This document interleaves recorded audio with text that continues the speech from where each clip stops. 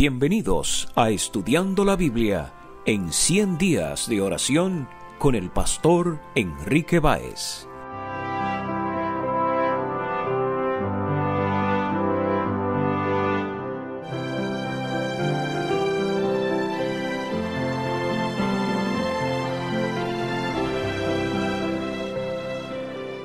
Hola, te saluda el pastor Enrique Báez. En este día, nuestra meditación está basada en 2 Corintios capítulo 12, los versículos 9 y 10. Y el texto dice: y me ha dicho, bástate mi gracia, porque mi poder se perfecciona en la debilidad.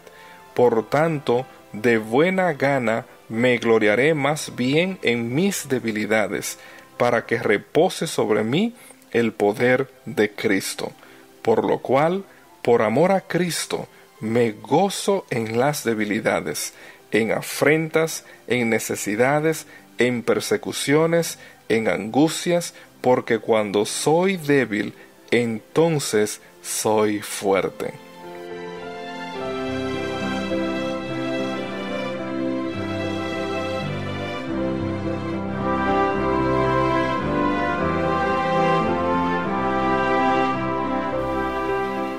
En este pasaje varios conceptos se sobresalen, como es la gracia, la debilidad y el poder. El versículo 8 especifica que en 3 ocasiones el apóstol había rogado a Dios que quitara de él su angustia, su problema.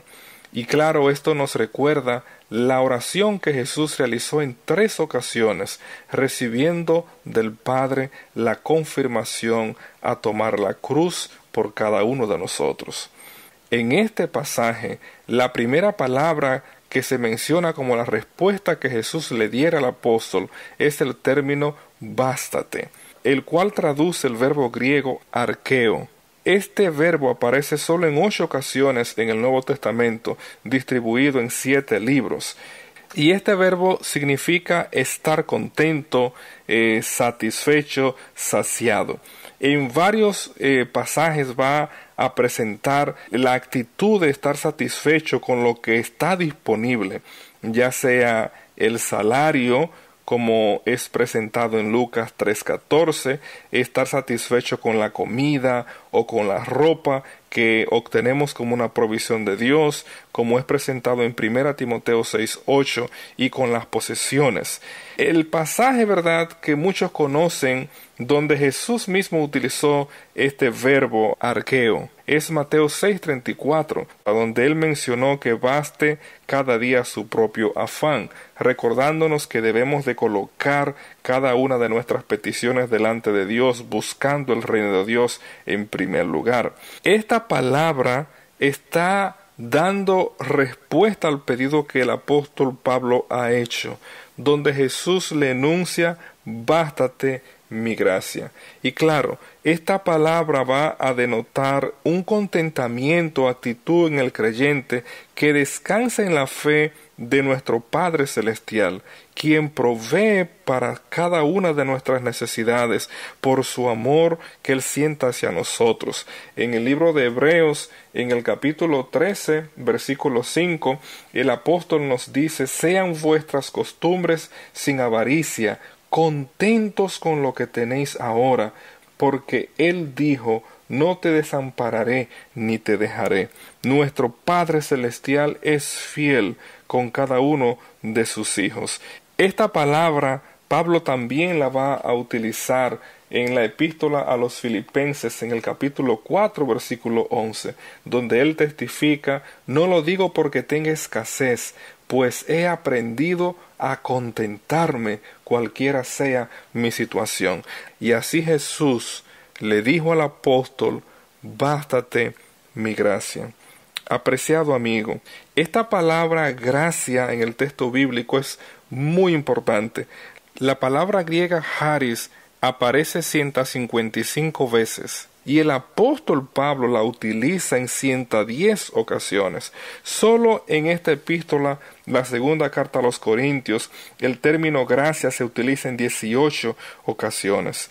El apóstol lo va a usar en diferentes contextos para hablar del llamado que él recibió, cómo Dios lo escogió para ser un instrumento de salvación basado en la gracia. Así él lo afirma en el libro de Gálatas capítulo 1 versículo 15, donde él nos dice: pero cuando agradó a Dios, que me apartó desde el vientre de mi madre y me llamó por su gracia. Dios escogió a Pablo no porque tenía ningún mérito, sino por gracia.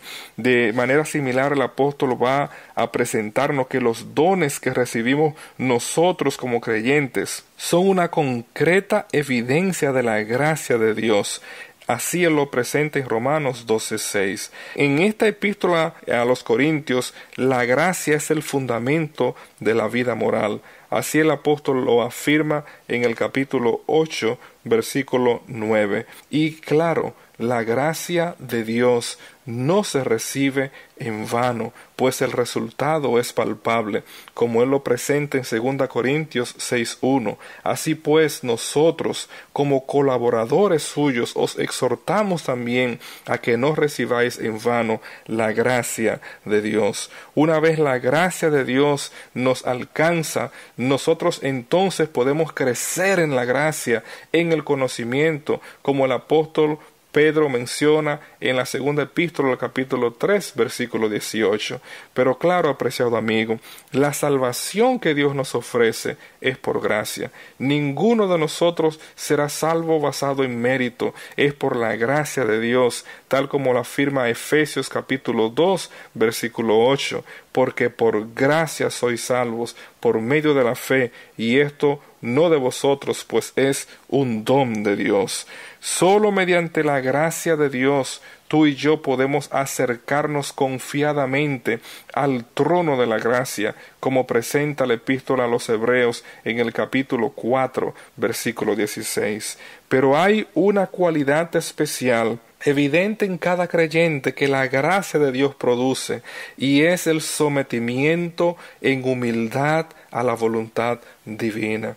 En primera de Pedro capítulo 5, versículo 5, el apóstol les recuerda a los jóvenes a estar sujetos a los ancianos, y todos sumisos unos a otros, revestidos de humildad, porque Dios resiste a los soberbios y da gracia a los humildes.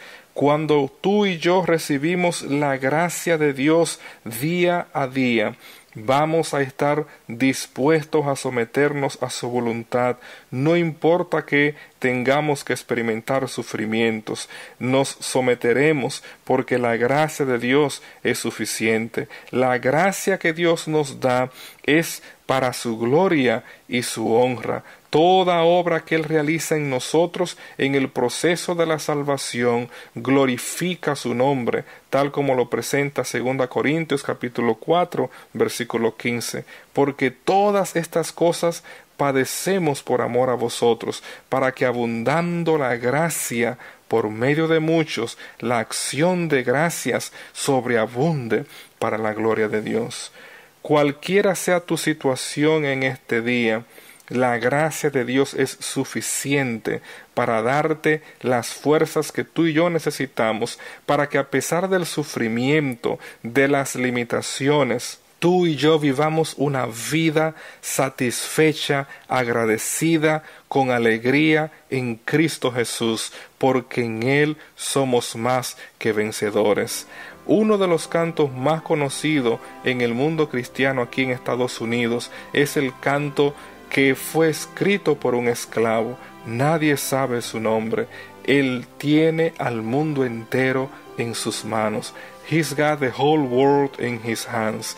Se cuenta que este esclavo maltratado, sometido al sufrimiento permanente, decidió entregar su vida completamente a Jesús. Y como él no podía controlar su pasado ni su presente, él, inspirado por el Espíritu de Dios, escribió este canto que les recordaba cada día que a pesar de su sufrimiento, la gracia de Dios era suficiente, porque Dios tiene el control del mundo en sus manos.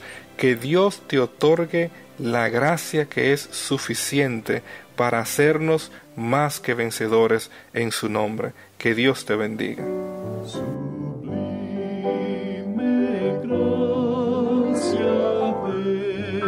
Señor, y a un pecador salva.